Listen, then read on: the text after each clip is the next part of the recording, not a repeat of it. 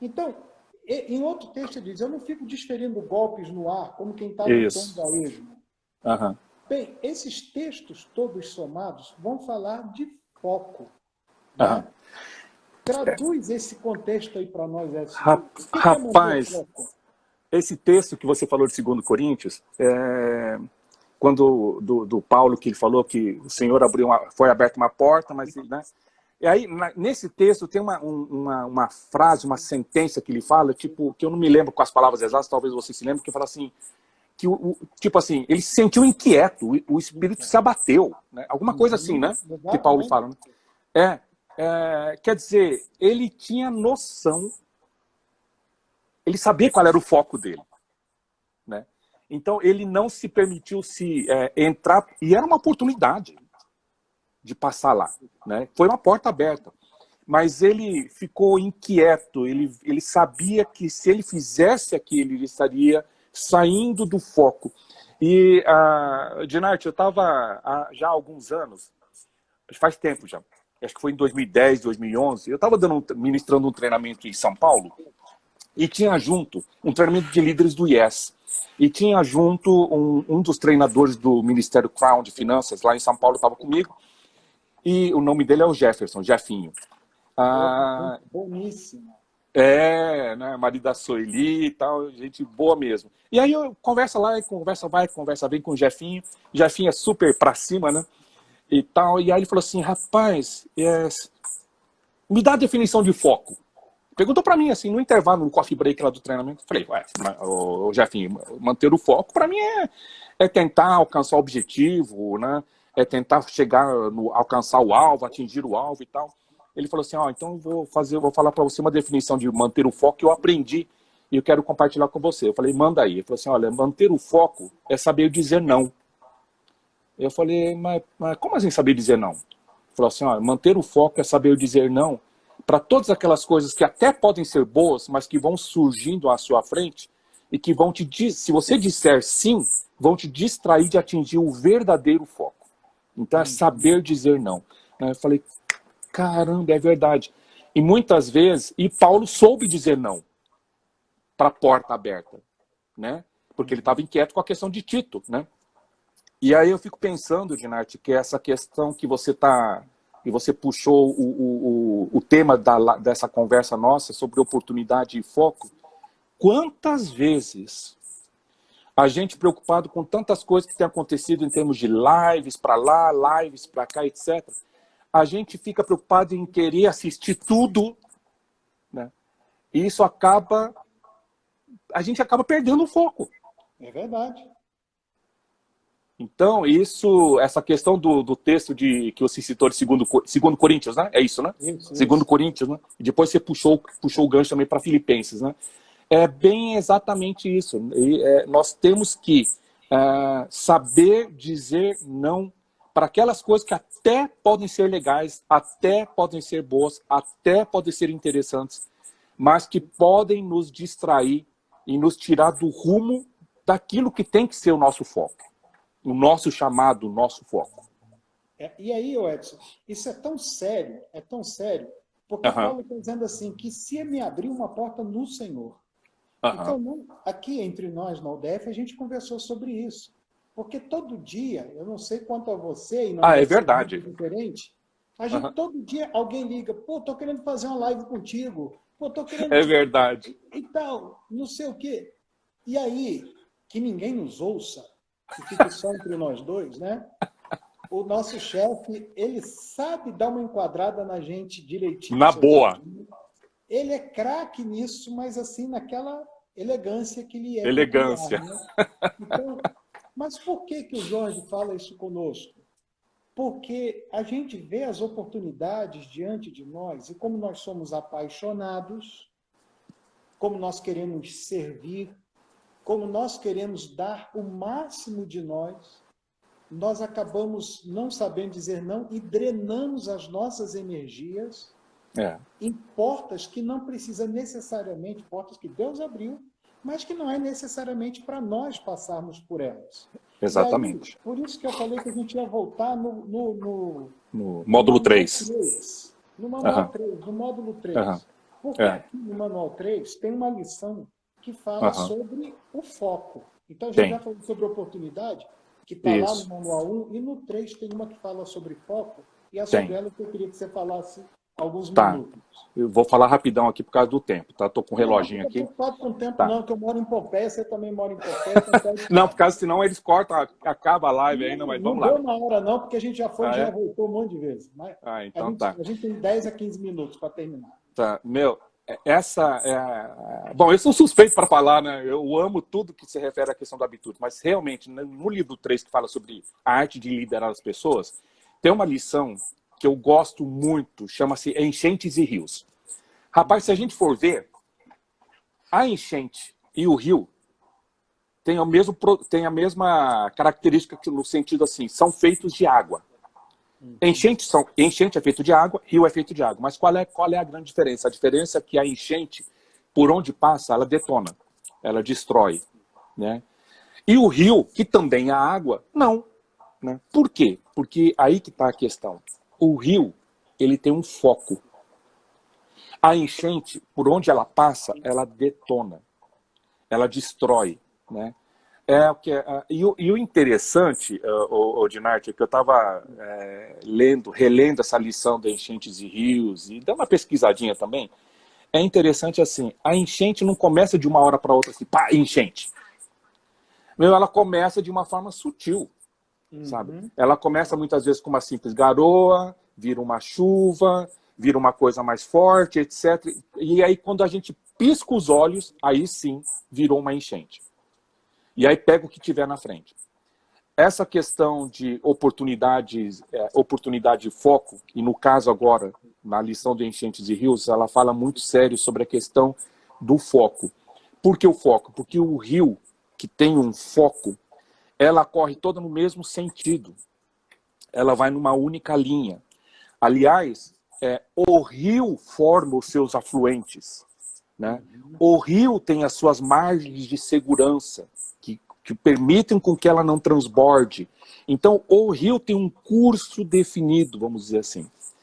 E puxando de novo, voltando de novo para aquilo que você fez lá no pano de fundo, no começo dessa live, dessa conversa, nós temos visto de tudo, de todos, não é verdade? Né?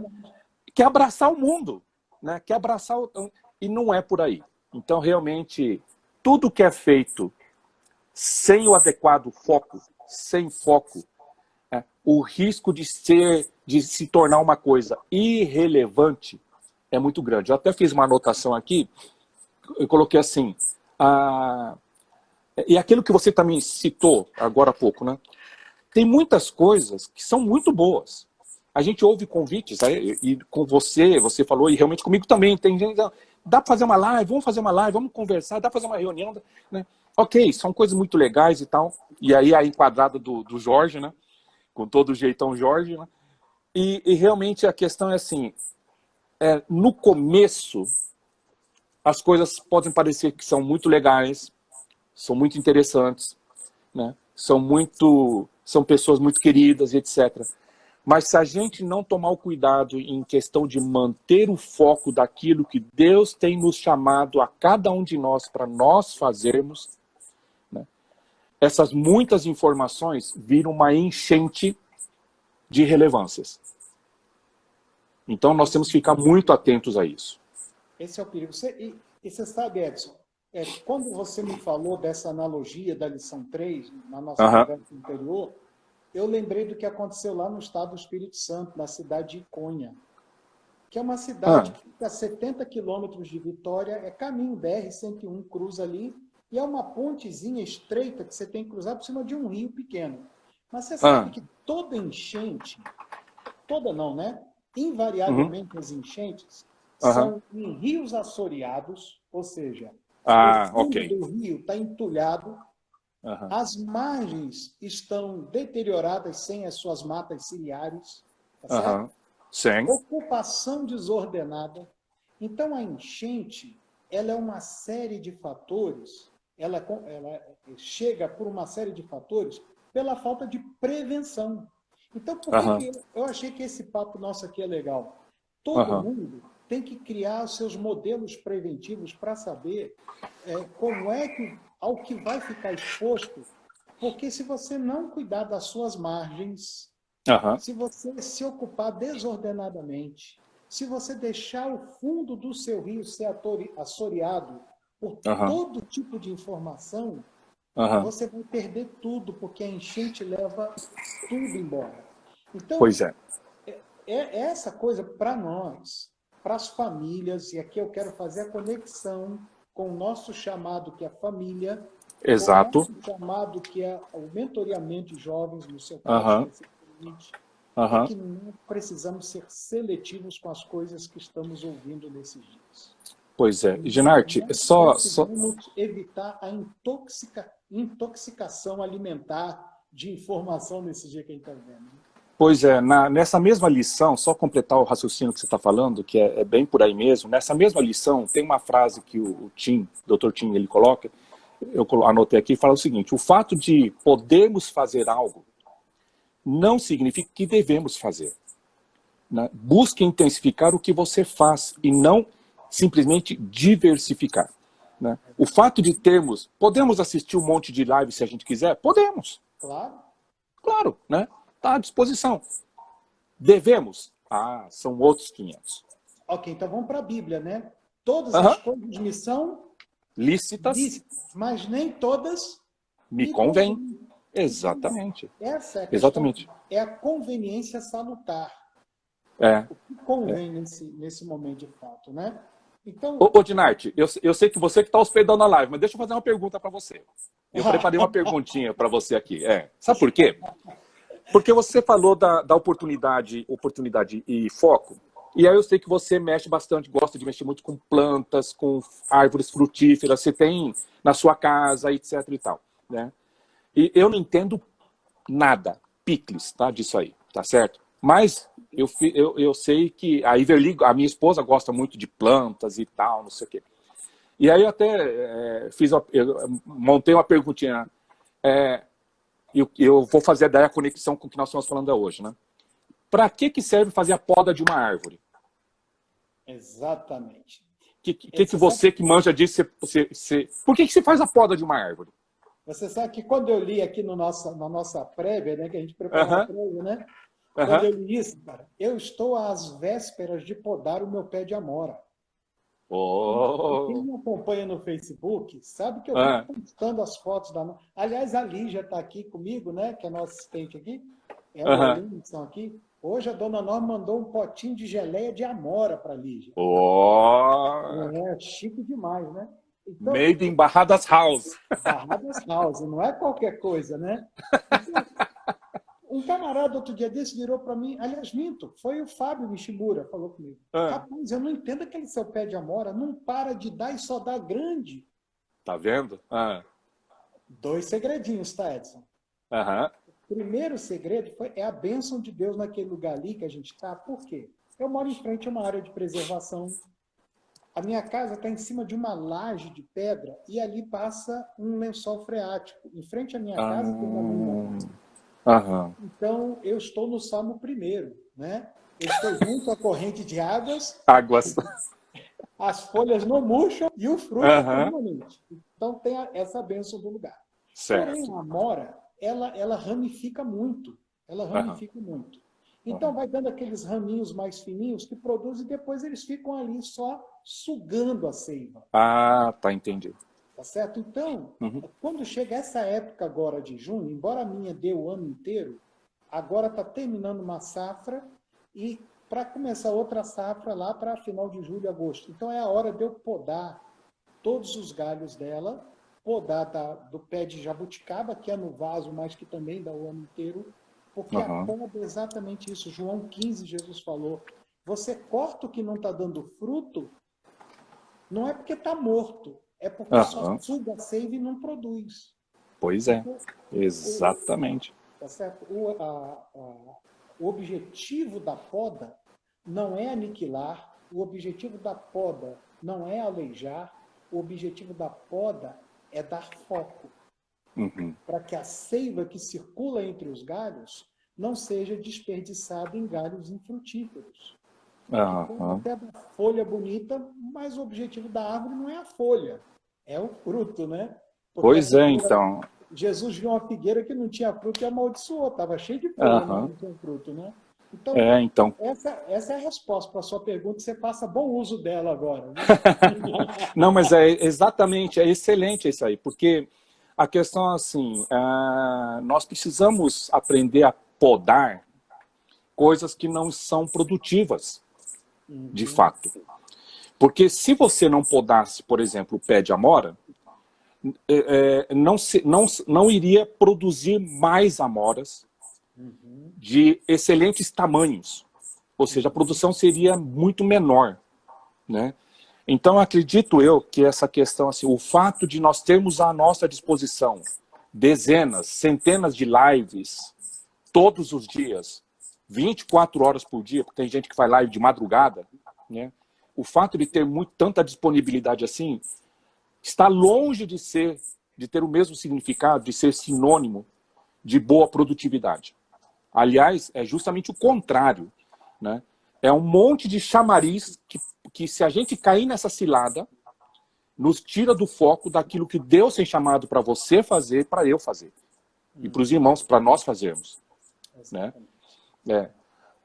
Se você me permite, Dinarte, só para enfatizar essa questão, eu tenho procurado tomar alguns cuidados. Eu não digo cuidados, mas não deixa de ser também.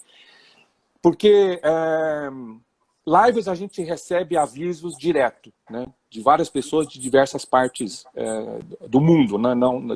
Eu tenho recebido convite de lives até do Japão, meu irmão mora no Japão, né? Então hoje eu recebi live que vai ter de um pastor tal, não sei o que e tal. Né? E eu tenho certeza que vai ser super 10, vai ser bacana, né? Mas, né? Então eu tenho procurado brifar algumas coisas. Tá? Isso é uma questão pessoal minha e a gente pode conversar um pouquinho sobre isso também, como é que você faz, né? Mas a minha primeira pergunta que eu faço assim, quando eu recebo um convite, estou pensando em assistir tal live, por que eu vou assistir? Com qual objetivo que eu vou assistir? Por que eu vou assistir?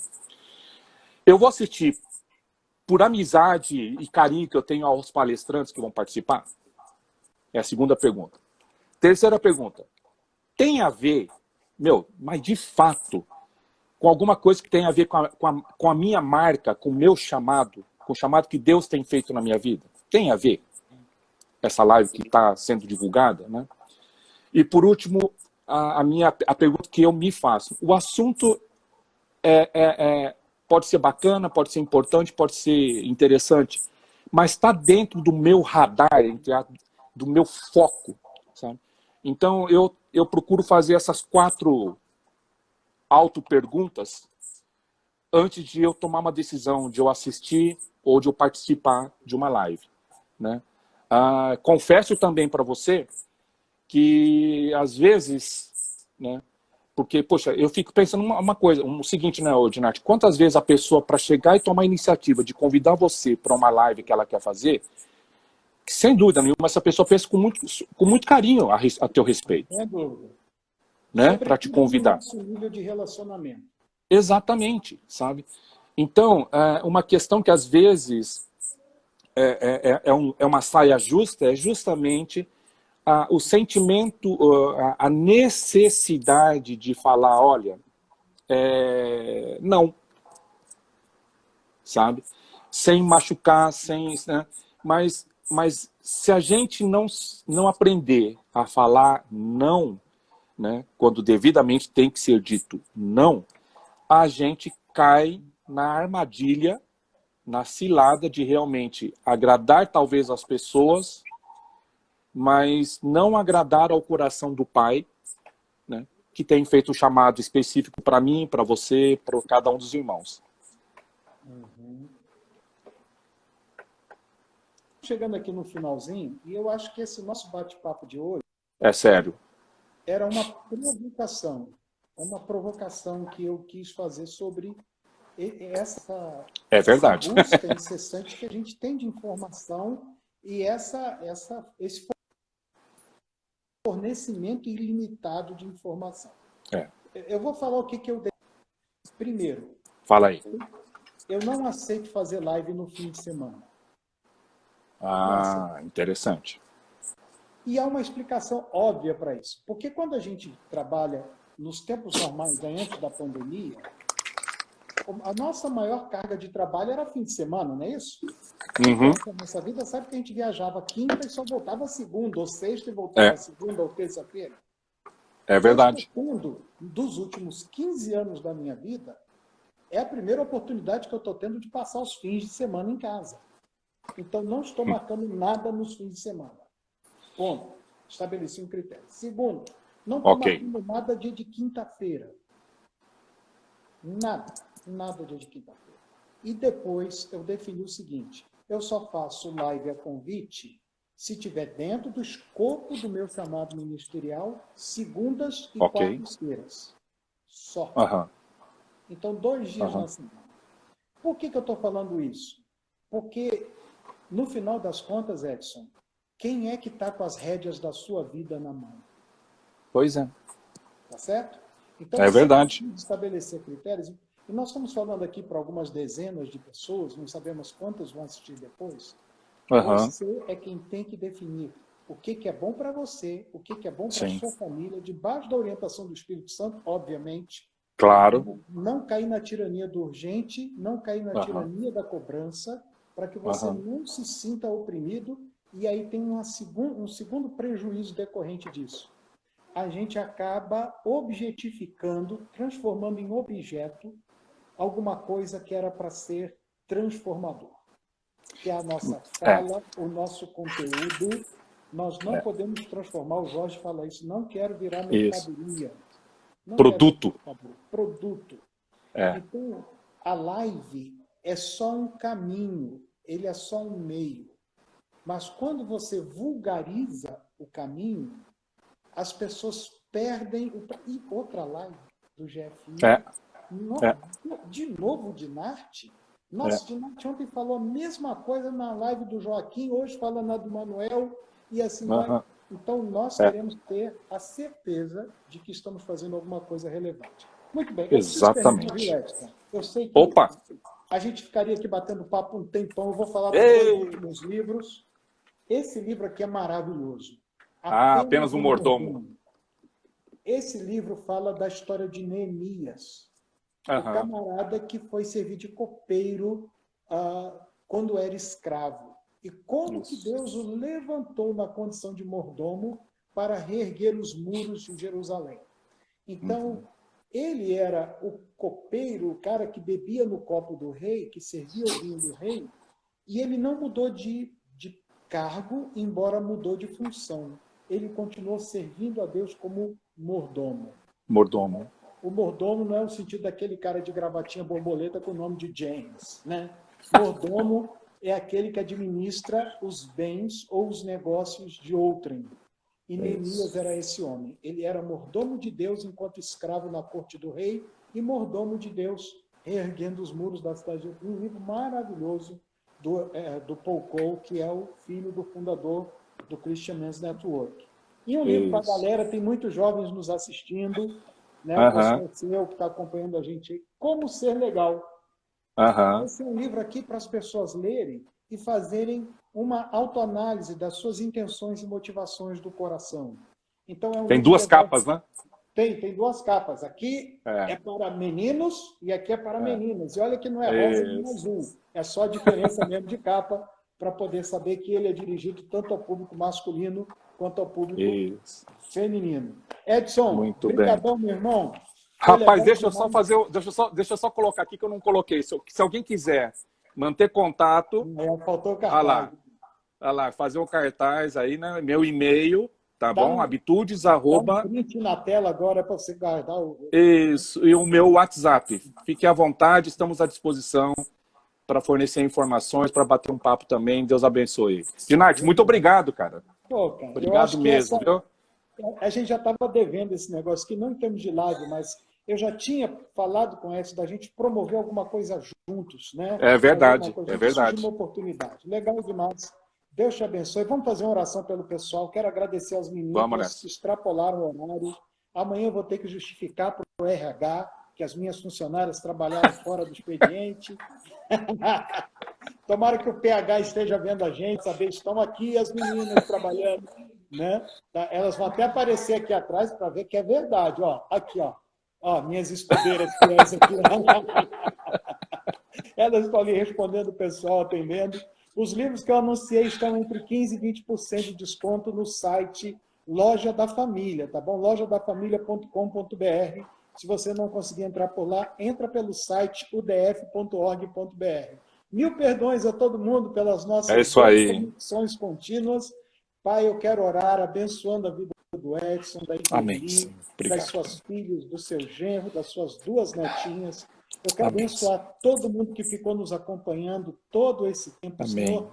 Quero pedir que o Senhor abençoe de tal maneira que eles sintam que tenha valido a pena. Ajuda essas famílias a ordenarem as suas prioridades, ordenarem as coisas que realmente estão dentro do foco e também dentro das prioridades deles, que eles não desperdicem as oportunidades, mas que as oportunidades sejam para cumprir um chamado e um propósito. Eu quero abençoar o Jorge, nosso líder, abençoar o Tinhamo, que é o líder do Edson, e abençoar a vida do Gary Ezo, que é o nosso líder do Ministério de Paternidade, em nome do Senhor Jesus. Pessoal, clica lá, curte a nossa página no Facebook, se inscreva no nosso canal do YouTube e siga a gente no Instagram. E essa parte que deu para fazer legal, nós vamos salvar e vamos colocar no nosso canal do YouTube. Grande abraço, Joia. abençoe a todos. Até mais.